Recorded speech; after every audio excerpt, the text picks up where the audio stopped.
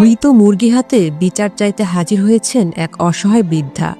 লালমনিরহাট সদর থানার গোকুন্ডা ইউনিয়নের বাংলাবাজার এলাকার রশিদা বেগম পরম যত্নে লালন পালন করছিলেন মুরগিগুলো।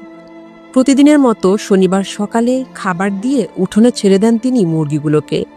কাজ সেরে ফিরে এসে দেখেন তার 11টি মুরগি নিথর হয়ে পড়ে আছে।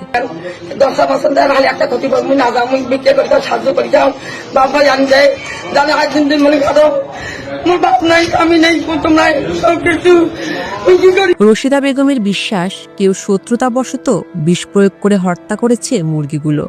প্রমাণ হিসেবে 5টি মৃত মুরগি নিয়েই থানায় হাজির হন তিনি।